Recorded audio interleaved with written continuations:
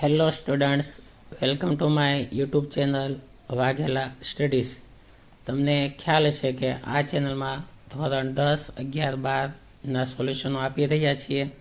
હવે ધોરણ 11 તેમાં એકાઉન્ટ અને એકાઉન્ટમાં સેક્શન સીનું સોલ્યુશન આ વિડીયોમાં મેં આપેલું છે. તો તમે ખાસ તમારી પાકી બુકમાં લખી લેજો. જો તમે મારી ચેનલમાં નવા હોવ તો મારી ચેનલને સબસ્ક્રાઈબ કરો, લાઈક કરો અને તમારા મિત્રોને શેર કરો કે જેથી કરીને તે પણ મારા વિડીયો મેળવી શકે. તો સેક્શન સીની વાત લઈએ તો સૌથી પહેલાં પ્રકરણ 1 આપેલું છે. તેમાં પારિભાષિક શબ્દ 15. ત્યારબાદ પ્રકરણ 2 તેમાં ખાતાઓનું વર્ગીકરણ કરવાનું છે. ખાતાઓનું 3માં વર્ગીકરણ થાય: વ્યક્તિ ખાતું, માલ મિલકત ખાતું અને ઉપજ ખર્ચ ખાતું, જે આગળ જવાબ છે આમાં. ત્યારબાદ વાત લઈએ તો પ્રકરણ 5 હિસાબી સમીકરણ, જે ગણીને આપેલા છે, અને પ્રકરણ 8 ખાસ આમ નોંધ, તે પણ આમાં ગણેલી છે. તો ખાસ દરેકના જવાબો તમે જુઓ. હવે જવાબ શરૂ કરીએ તો વિભાગ સી પ્રકરણ 1 અને દરેક શબ્દના સમજૂતી.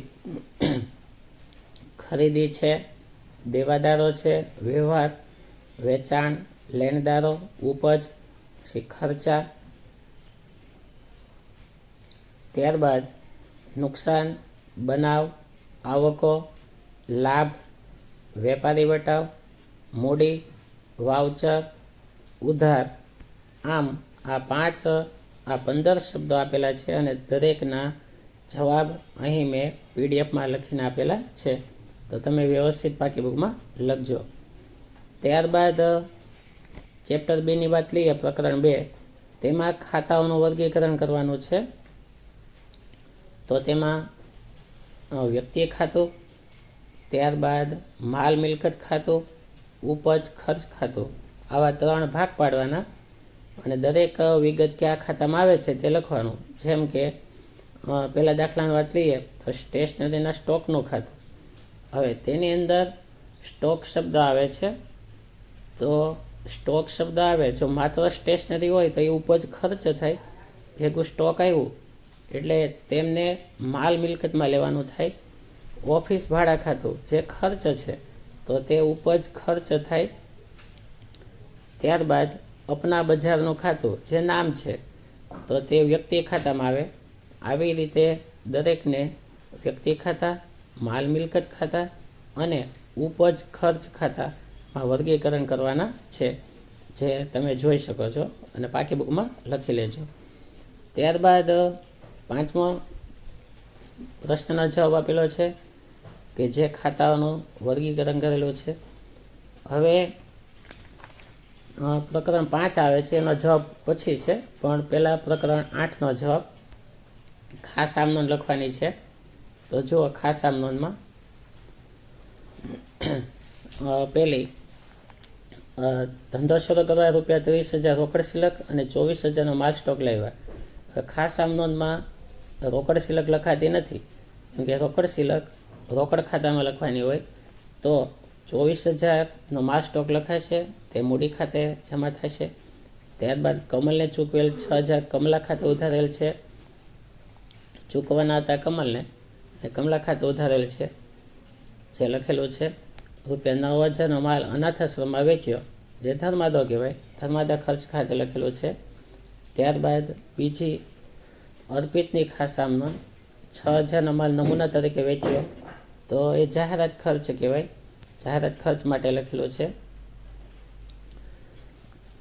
અને અન્ય રીતે માલ ગયો હોય તો ખરીદ ખાતે જમા થાય. બીજી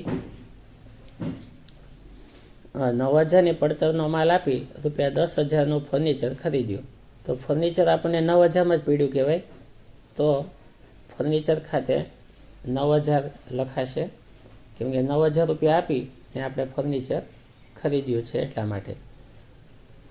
તો 9,000નું ફર્નિચર અને માલ અન્ય રીતે ગયો છે, તેથી તે માલ સ્ટોક ખાતે જમા. ત્યારબાદ ત્રીજું, ઈલાને ચૂકવવાના ₹5,700 મીનાએ કબૂલ્યા. તો મીના લાભ આપશે તે મીના ખાતે. ત્યારબાદ ત્રીજી આમ નોંધ, જાગૃતિની ખાસ આમ નોંધ, ફર્નિચર પર 4500 ઘસારો માંડીવાળો. ઘસારો હંમેશા ઉધાર હોય, ઘસારા ખાતે ઉધાર, તે ફર્નિચર ખાતે. પછી 33,000નું લેણું ધંધામાં લાવ્યા. લેણું એટલે કે દેવાદારો, દેવાદાર ખાતે ઉધાર, તે મૂડી ખાતે જમા. ઈલાને ચૂકવવાના ₹5,700 મીનાએ કબૂલ્યા. ત્યારબાદ દાખલા ખાસ આમ નોંધ ચોથી, તેમાં છે ₹18,000નો માલ ચોરાઈ ગયો, તો ચોરીથી થયેલ નુકસાન ખાતે, તે ખરીદ ખાતે. ત્યારબાદ ₹17,500નું દેવું ધંધામાં લાવ્યા. દેવું એટલે લેણદારો, લેણદાર જમા હોય તો લેણદાર ખાતે જમા થશે. તો ઉધારમાં તમે રોકડ ખાતે લખી શકો, અને રોકડ ન લખવું હોય તો માલિક દેવું લાવ્યા છે તો મૂડી ખાતે ઉધાર લખી શકાય. ખાસ મૂડી ખાતે લખાય, ઉપાડ ખાતે લખાય. આમ તમે ઉધારમાં મૂડી ખાતે કે ઉપાડ ખાતે લખી શકો, અને જમામાં લેણદાર ખાતે લખવાનું. તો આ રીતે ખાસ આમ નોંધ, પાંચમી સુનિતાની ખાસ આમ નોંધ આપેલી છે. તો આ રીતે દરેક 5 ખાસ આમ નોંધો આપેલી છે. અને છેલ્લો વ્યવહાર, ₹12,000નો માલ આગથી નુકસાન પામ્યો. વીમા કંપનીએ 70% રકમનો દાવો મંજૂર કર્યો. તો 12,000ના 70% 8,400 થાય. વીમા કંપની ખાતે ઉધાર 8,400, તેમને 12,000માંથી બાદ કરીએ તો આવે 3,600. તો આગથી થયેલ નુકસાન 3,600, અને અન્ય રીતે માલ ગયો તો તે ખરીદ ખાતે 12,000. હવે પ્રકરણ 5, હિસાબી સમીકરણ, વિભાગ સી. તેમાં પહેલું, 40,000 રોકડ લાવી ધંધો શરૂ કર્યો. રોકડ ખાતે ઉધાર, તે મૂડી ખાતે જમા. તેમની અસર આપેલી છે. મિલકત 40,000 થશે, મૂડી પણ 40,000 થશે, દેવું કાંઈ નથી. બીજો વ્યવહાર, ₹12,000નું ફર્નિચર ખરીદ્યું. તો ફર્નિચર રોકડથી ખરીદેલું છે, તો 12,000ની રોકડ ઘટશે. તો રોકડમાં ઘટાડો થાય, રોકડ બનશે 28,000 પ્લસ ફર્નિચર 12,000. મિલકત એમનો તે રહેશે 40,000. મૂડીમાં કાંઈ ફેર પડશે નહીં. ત્રીજું, ₹9,000નો માલ ખરીદ્યો.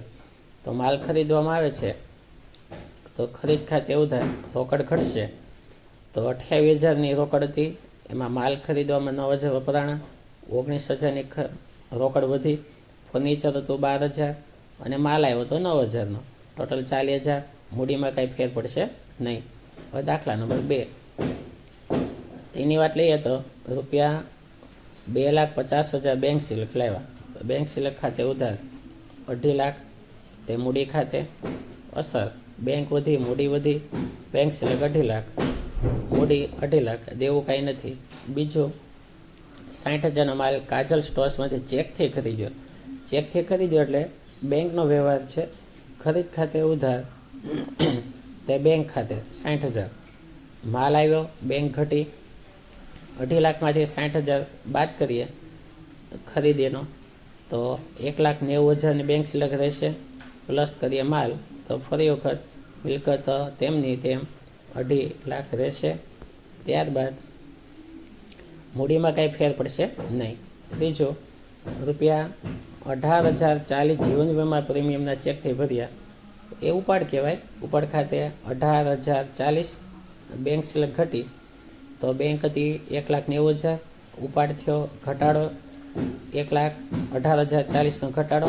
હવે બેંક સિલક વધે 1,71,960 પ્લસ માલ હતો 60,000નો તો 2,31,960, અને ઉપાડ થાય તો મૂડી ઘટે. 2,50,000માંથી ઉપાડના 18,040 બાદ થાય તો 2,31,960ની મૂડી રહેશે. દાખલા નંબર 3, તેના રીતે વ્યવહારો આવી રીતે આપેલા છે.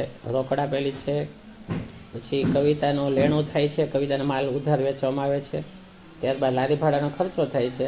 લારી ભાડાનો ખર્ચો થાય એટલે મૂડી ઘટે છે. ત્યારબાદ દાખલા નંબર 4, તેમાં માલ સ્ટોક અને રોકડ લાવવામાં આવે છે તો ટોટલ મૂડી 1 લાખની થાય છે. કુંદનને માલ વેચવામાં આવે છે વેચાણ ખાતે. એમાં એવું લખેલું છે, ધ્યાન આપજો ખાસ, કે 60% માલ, 50,000ના 60% થાય 30,000નો માલ વેચવામાં આવે છે. 50% નફો ચડાવવાનો, 30,000ના 50% એટલે 15,000, ટોટલ 45,000નો માલ વેચવામાં આવે છે.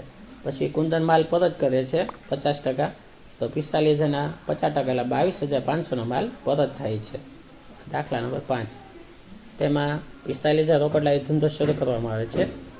તો એ રોકડ પછી 50% સિલક બેંકમાં ભરી 45,000ના 50%, 22,500 બેંકમાં ભર્યા એટલે બેંક સિલક વધી, રોકડ ઘટી અને ખરીદ ખાતે. તો આ રીતે તમામ દાખલાના જવાબો લખેલા છે. તમારી પાકી બુકમાં લખી લેજો. Thank you very much.